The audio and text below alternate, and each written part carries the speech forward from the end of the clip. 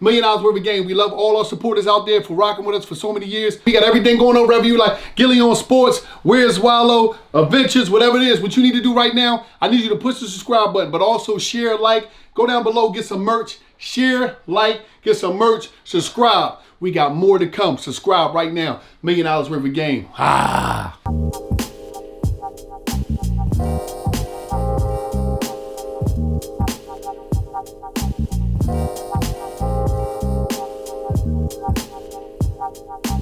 Listen, welcome to that episode of Where's Wallo. I got the one, the only, Beaumont, Texas, finest Teezo touchdown, man. Listen, brother, I appreciate you, man.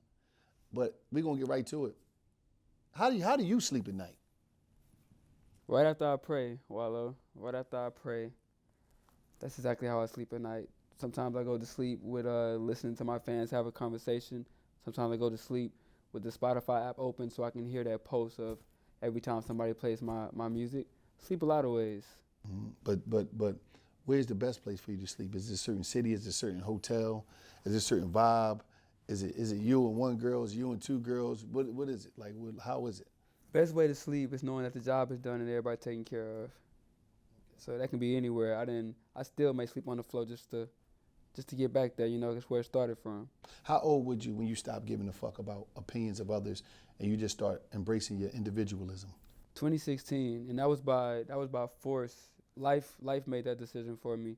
I lost someone really close to me, and I was like, all right, Batman, you can use this and try to be numb. And I had like anger problem at the time, didn't really care. I was like, you can use that and crash out if you want to, or you could use this and really fuel what everyone's been telling you need to really take serious right now. And that's what I did. I had this numbness on me that life had given me, and I used that. I used to go to the White House. We used to record at with these crazy, skimpy outfits and stuff like that. Cause I was like, if I can take what they're gonna say here, then I should be able to take what the world should say. Where did the name Teezo Touchdown come from? Teezo Touchdown came about because at first it was Teezo Suave off of like Rico Suave. A lot of people don't know that song. That was a big time song. Yeah, Rico Suave. But I dropped that, but I had a homie who was who played football. I was in band, and we would just talk back and forth, just band and football talk. And at the end of the year, all of the football players were getting their highlight tapes together to go to the collegiate level. And here I am putting together a mixtape, to go to the next level. So I seen that the similarities in that, and I just adopted the touchdown thing. Because I also, doing my research, it's a lot of two-name people that are like, that are Jimi Hendrix, so forth, so on, have first name, last name. So I was like, Teezo, touchdown. Who inspired your drip, your style? Was it anybody? And when I say that, I'm talking about something like, how sometimes when we grow up, we see somebody around the way and be like, was it somebody around the way? Was it somebody in your family, or was it somebody that was, So I got to start first with the first one I seen, which is my mom. Okay. My mom, always into fashion. I think she definitely turned my dad up when they met. And then also there was a kid by the name of Teezo who went to middle school with me. Yeah, Teezo, who went to middle school with me. And even in middle school, we're wearing uniforms. So everyone looks the same, but Teezo used to wear like suspenders. Then he had the whole school wearing suspenders. Teezo had the new J's every week. Teezo had the cool haircut and stuff like that. And that was the first time where I seen influence before I even knew what it really was. Just having everyone want to wear suspenders with their uniforms. And Teezo still to this day is still one of the best dressed, not only in the city, into the world. Like he still has the individuality. So I think my mom and definitely Teezo were like the first two who I seen was like, this is fashion.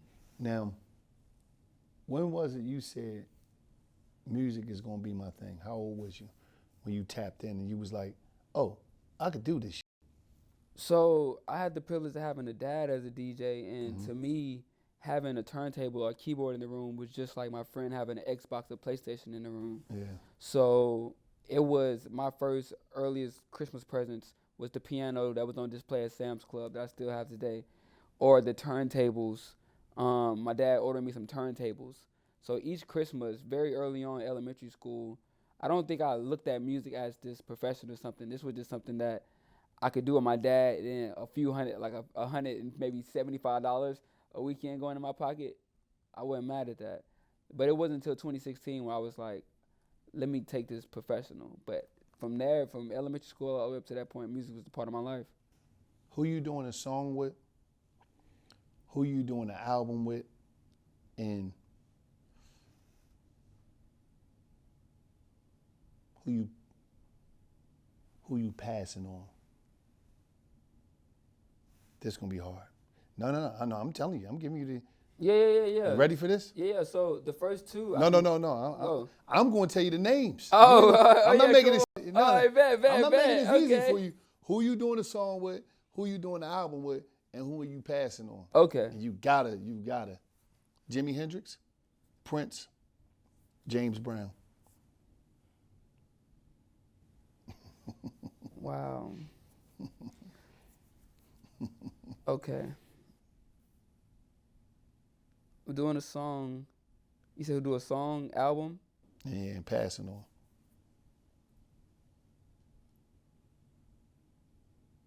I'm going to have to pass on. I'm going to start first. I'm going to have to pass on Jimmy. What? I thought you was going to pass. I'm going to tell you who I thought he was going to pass on. Go ahead. I thought you was going to pass on James. Oh, yeah? I said. See, if I pass on James, the rest of that doesn't happen. I don't get. Okay, I love that. I get a different print. I like how you went to the foundation. Yeah, I'll get a different print. So I'm a pass on Jimmy. We're gonna do the album with Prince, and then a song with James. What would the name of the song be with James if you had to title it? Y'all thought it was over. And what would the album be with Prince? Glitter and Baby Oil. Damn. So, if you only had to listen to one song for the rest of your life by any artist in the world, who would that be? The Entourage, Bunny Hop. Damn. Okay, that's now. If you only now, what is your favorite rap album of all time? Favorite rap album of all time. That I can't say, but I'll tell you my favorite rapper is Little Flip. Damn. Yeah, Flip. the Freestyle King. Yes. Yeah, I had the honor of meeting him on tour and was able to like just fan out and just tell him that. And it all came from how witty he was, but he came to my sister's high school and did a show, and she brought home a signed poster. And seeing like that Leprechaun album cover and that poster, something that small. Texas boy. Yep, to this day, you know what I'm saying? Well, how was it for you? The first time I heard about Beaumont, right? Texas, it was crazy. The prison. It's like federal prison, Beaumont, Texas, people I know getting locked up, going there, this, that, and the third. How was it growing up in Beaumont? We were always, it would be like urban legend when they would say, yo, such and such at the prison right now. Yeah. And, us being so small town, someone being famous just stopping at the Walmart is enough. So it was always, even hearing like interviews now of like BG saying like Beaumont, like when you hear Beaumont, that's mostly what you're I just hearing talked to BG earlier today. Wow, like that's what mostly when we hear it, when we get to hear our city's name on these big platforms, it's mostly people who pass through the prison system. But growing up in Beaumont, to me, it's everything that you see now. It took me leaving in 2019 to go to LA for the first time and come back and see that don't nobody talk like us, don't nobody dress like us, nobody cooks like us. And it really just made me romanticize everything, romanticize going to the mall and then walking over to Hollywood movie theater. Or like I said, like the suspenders, or like just the little trends we had, like Square Biz was a clothing brand now, but they had the influence then of wearing pajama pants and white tees and fitted hats. Mm-hmm. Like we always, now I romanticize and see all of these iconic things that we did, but we kind of it was just Beaumont to us. We were just living, but to me now, I'm so glad that I was born there. That's why I'm so loud and bodacious about coming from Beaumont, because I want us to understand what we have and how special it is. There's no other place like it. That's major, man. Now, how was tour life, man? You popping out, coming on the stage, just going up. Like, how was it just getting I was there, and I was like behind Chase B on the ground. So, you pop up, and they going crazy, like seeing it, like First of all, the production just was like, I was like, Yeah. I don't even know how they move this stuff around the screen. I didn't even see the screens on the outside because I'm under it. Because you know how it is. And I'm like, how was it for you? Because they was going crazy. Like, how do you feel, man? I'm gonna tell you, I was just telling Chase B that the fact that it's very hip hop, what him and Travis doing is DJ and an MC, and we're doing Madison Square Garden tomorrow. To see hip hop do that, for my first 2 tours to be hip hop tours, to be in arenas, sellout tours, is very inspiring. Because I always say, I remember the first time I heard the name Tyler the Creator. I remember the first time I heard the name Travis Scott. You can still go online now and see Travis Scott playing the same venues that I'm about to play next year for my first headline tour, and seeing them start from there and seeing where they are now. So to be on these tours, it's a lot of information that they're giving, verbally and by showing me on stage every night and showing me through that journey. But it's really cool to be able to do that, see this, have it influence my songwriting, to make bigger records like Too Easy and stuff like that. I'm so blessed and fortunate to be on these tours. Now, you know, it's a blessing that Travis, fellow Texan, what is the greatest piece of game that he gave you? It's more just the validation and reassurance. Teezo touchdown, the biggest thing in music. You about to be the biggest thing in music, saying this in public settings. Yeah. Saying like that, that's what it is. That's like the biggest game he's given me. It's more like just like a bro, like a just rooting me on for those moments. Like when I walked in, you said, I don't think you know where you about to go. Yeah. For those moments when I'm thinking that he's reassuring, like, nah, everybody make some noise for Teezo touchdown. I hear that every single night. So he's showing me. Where do you see yourself in 36 months? 36 months. People say I had a good year this year, and my answer to that is that's by having a good day at a time. So by then, 36 months, a way better person. That's a lot of days, so a way better person, more creative, more versed, and I'm sure, yeah, I don't want to base it on a career thing. I'm eager to see where I'll be in 36 months as far as a person. How's my anger? How's my love? How's my depression? Is it as frequent as it is, now? So, yeah, I hope better. 36 months. I want to keep it to the human level where I'll be in 36 months. Hopefully better. What's your favorite song that you ever created yourself? Favorite song I created? I don't know. I got stuff that I make that I don't put out, and not like I don't put it out. I make it for my group chat.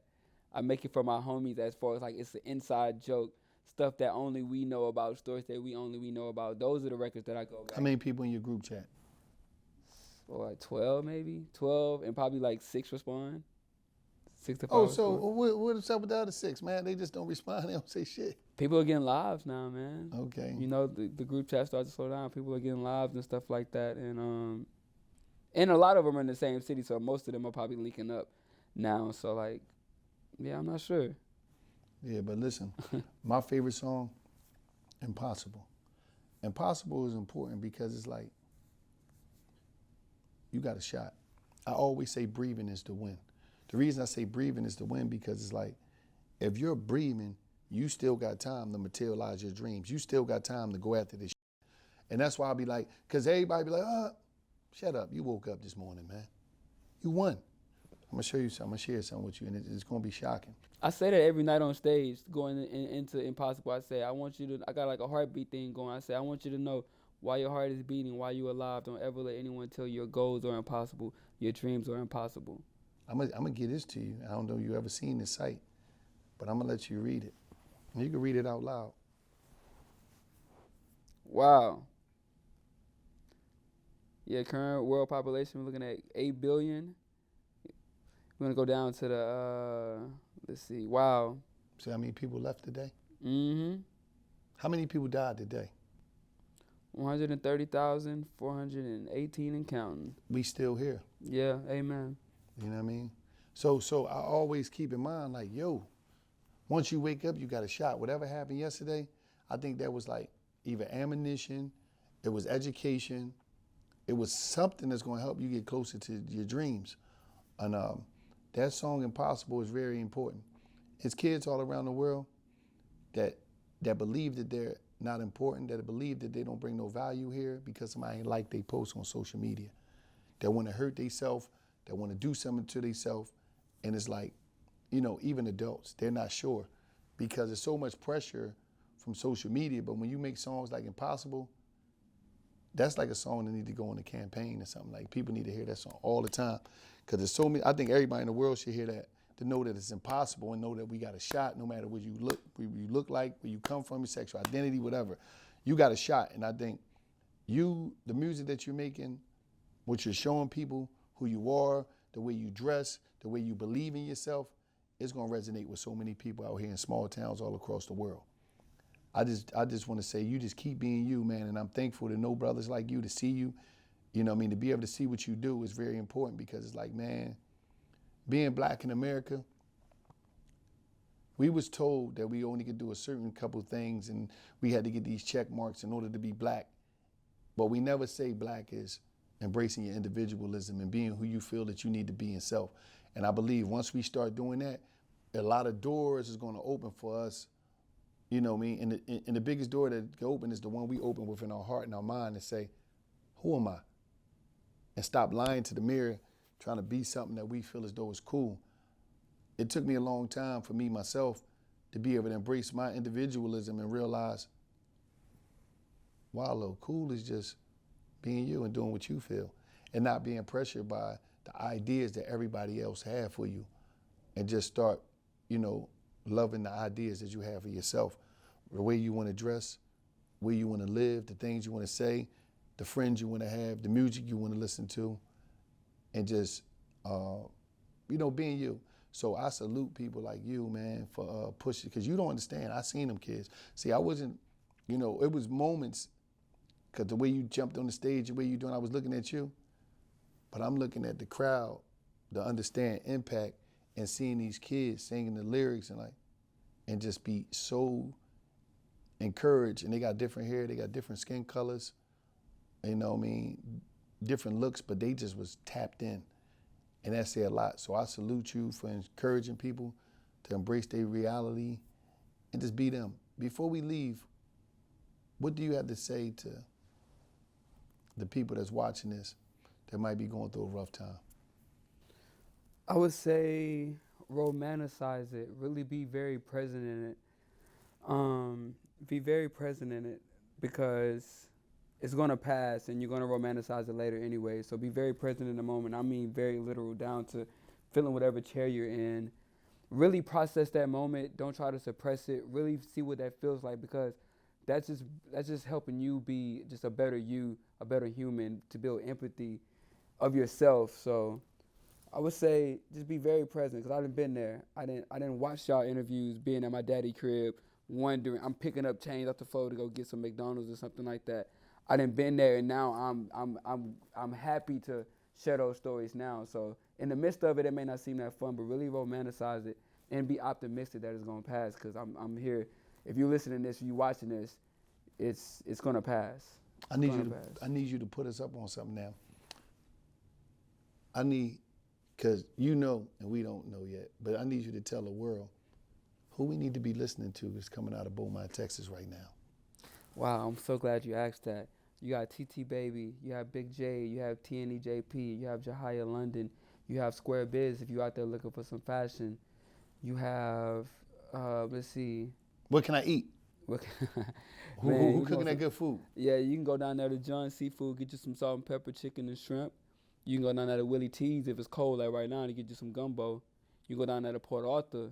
You go pass by that Janis Joplin UGK mural and all of that stuff. You go grab you some gumbo from Ann's. And if you want some really good crawfish, go down there to Tia Juanita's. Okay, where can I go just to chill, just a good lounge, a vibe? You want to go to the park on Calder. It's a young black owner who just opened it up, and it would be groundbreaking if you stop out through there. And that's for you. But even if you wanted to chill, it's the same vibe. Like Beaumont is really growing, and that's why I keep talking about it now. Because in 10 years, 36 months from now, I can't wait to see what Beaumont is. Because it's growing. It wants to be innovative. It wants to change. It wants to rewrite the history that we that as we get older, we get the process to say, maybe that was messed up, what happened? Maybe I should change that so my kids that I'm having, that I'm raising, don't have to grow up in the same type of environment that we did. So it's really changing. So those are the places. Listen, man, I appreciate you. Shout out to Beaumont, Texas, man. Like he said, they on the move. Listen to the artists. Check out the food if you stopping by. You know, Square Biz. He keep talking about Square Biz. So, you know what I mean, tap into them. You know what I'm saying? And I mean, and that's amazing. I hope they use that song and like the ad, like when they posted stuff on the gram. Tina Marie Square. Tina Marie. Man. That'll be a great, you know, promo. You know what I mean? But I appreciate you. I appreciate all that you bring to this world, man. Keep being an extraordinary person. And I'm thankful that you're here, man. Same, you too. Thank you for your message, because it definitely reaches me. Thank you for being so positive. Thank you for telling your story, because a lot of people can relate to that. A lot of people feel like they're going through this stuff alone. So I appreciate you for doing that and being vocal about it and being everywhere. Where's Wallo? He's in the right places, and we thank you for being there. Appreciate you, my brother. Yes, Appreciate